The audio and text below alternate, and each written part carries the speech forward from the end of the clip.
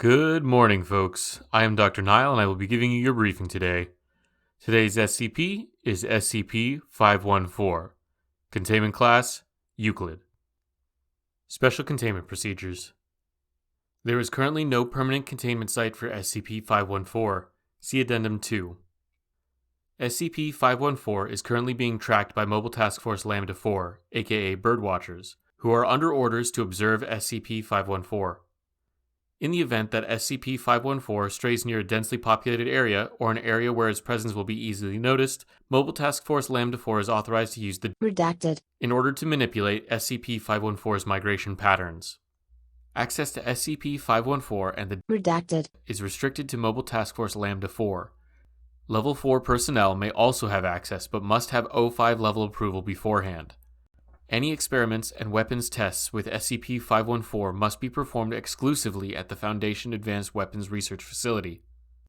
In the event that SCP-514 risks public exposure or capture by rival groups, Mobile Task Force Lambda-4 is authorized to terminate the threat by any means necessary.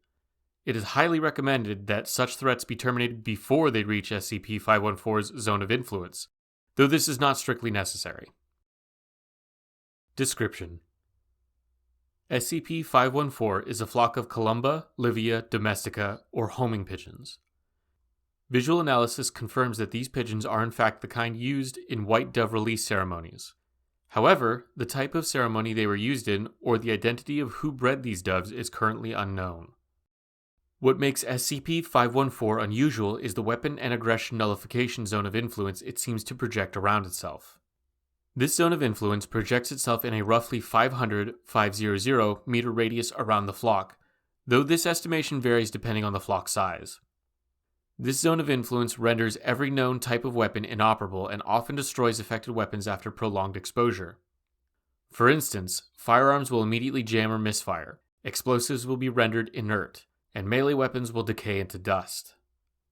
Also, the items SCP-514's zone of influence destroys appears to be selective. For further details, see Experiment Log 514-A. In addition to its weapon nullification ability, SCP-514 can also somehow suppress violent emotions and intent in sentient beings within the zone of influence. Interviews with staff and civilians who had been exposed to the zone of influence said that they felt very calm and content even when they felt stressed and angry just moments before. For further details, see Experiment Log 514-B. Currently, there appears to be no harmful or lasting effects to being exposed to SCP-514's zone of influence. Rigorous physical and psychological screening of individuals exposed to the zone of influence showed nothing out of the ordinary. SCP-514 was first discovered when numerous reports of weapon stockpiles were reported as having been destroyed in numerous African nations. While initial reports were written off as poor maintenance on the part of the owners of the weapons, additional reports of sightings of a flock of homing pigeons, which are uncommon in Africa, garnered Foundation interest. An investigation team was sent to track SCP-514, where they encountered a team claiming to be affiliated with the Mana Charitable Foundation, who were also tracking it. The MCF members admitted they released SCP-514 in an effort to end all conflict in Africa, despite not having a reliable way to control its movements. Unfortunately, the MCF was apparently unaware that SCP-514's aggression suppression effects were only temporary once affected subjects were no longer within its zone of influence, and they would resume hostilities with improvised or primitive weaponry once SCP-514 left. In addition, SCP-514's random movements caused only certain regions to be disarmed, leaving them vulnerable to invasion by their unaffected neighbors. It took another 3 weeks before MTF Lambda-4 were able to bring the Redacted to control SCP-514's movements. The MCF members then challenged the Foundation team for possession of both SCP-514 and the Redacted. Since both parties were still under SCP-514's effects, the conflict was resolved through a single round of rock, paper, scissors, with the Foundation being the victor. MCF members then fled the area before they could be further questioned. The origin of SCP-514 and how it came into possession of the MCF remains unknown. Experiment Log 514-A. Various tests were performed by continually using the Redacted to have SCP-514 circle around the Foundation Advanced Weapons Research Facility. Firearms. Items used: Glock 9mm handgun, Colt 45 1911 handgun, MP5 submachine gun, Thompson submachine gun, M16 assault rifle, AK-47 assault rifle, Squad automatic weapon, or SAW, M24 sniper rifle. Data expunged. All weapons confirmed to be in working order. Results. All weapons, when tested, failed to fire.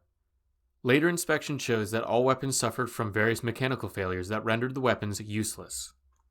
Ammunition exposed to the zone of influence also failed to fire when loaded into weapons not affected by the zone of influence. Chemical propellant was found to be rendered completely inert. Explosives. Items used: 1 standard hand grenade, 28.35 grams or 1 ounce of dynamite, 28.35 grams or 1 ounce of C4 high explosive, 28.35 grams or 1 ounce of thermite, 1 81mm high explosive mortar round, 1 120mm tank shell. Data expunged. Results. All explosives were immediately rendered inert when exposed to the zone of influence. In addition, any detonators or components that would aid in the detonation of the tested devices suffered mechanical and electronic failures. Melee weaponry. Items used: 1 combat knife, 1 steak knife, 1 baseball bat, 1 katana, 1 poleaxe, 1 spear. Results. All weapons, with the exception of the steak knife and the baseball bat, were rendered useless through accelerated rate of decay. However, when the steak knife and baseball bat were used in a threatening manner, both items were immediately rendered useless through accelerated decay. Weapons of mass destruction. Items used: 1 liter of sarin nerve gas, 1 gram of weaponized anthrax, and 1 tactical nuclear warhead. Results.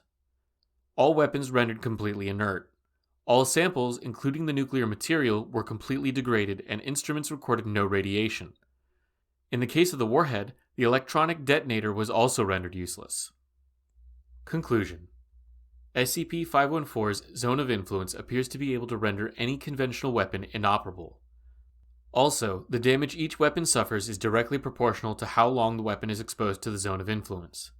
In under an hour, all weapons eventually degraded into dust.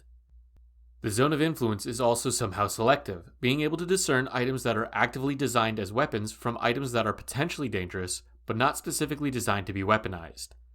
However, SCP-514 also appears to be able to discern when an item will be used for violent intent, and said items will be directly affected by the zone of influence.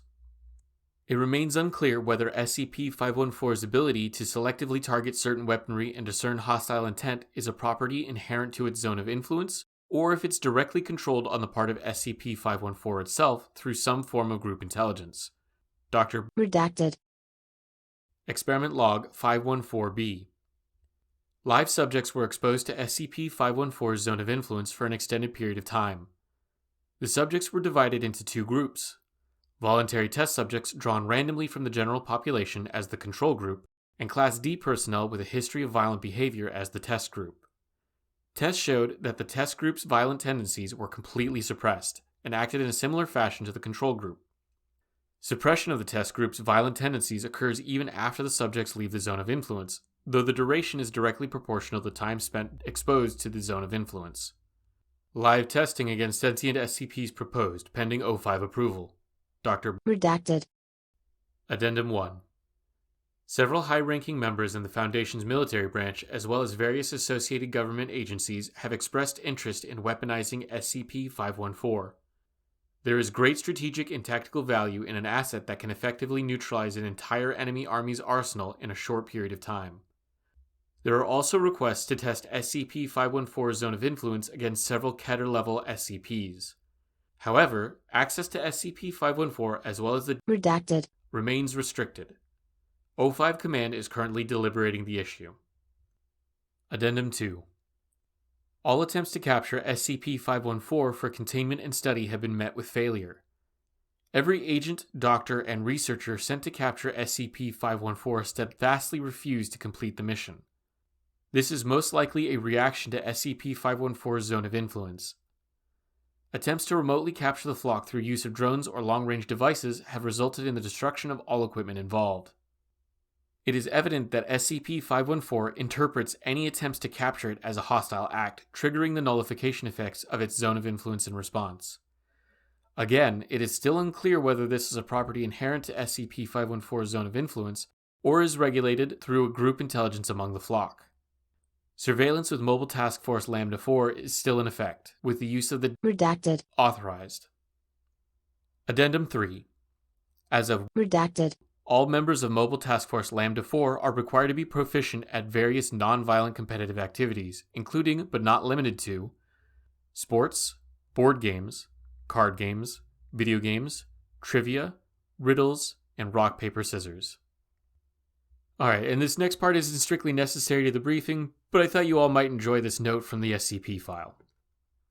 05. Redacted. Are you serious? The fate of one of our SCPs could be decided on the outcome of rock, paper, scissors. Captain, Redacted. Mobile Task Force Lambda-4, Birdwatchers. I assure you, sir, you have nothing to fear. We are dead serious about these matters. And a note from 0511. Captain, couldn't you have chosen a more dignified game as your primary conflict resolution method? Seeing two grown men in all black tactical gear taking a children's card game so seriously is, off-putting. Alright folks, I hope you enjoyed that last little bit. But that's been your briefing for today. Feel free to come up and ask me questions if you got them. But if not, enjoy the rest of your shifts.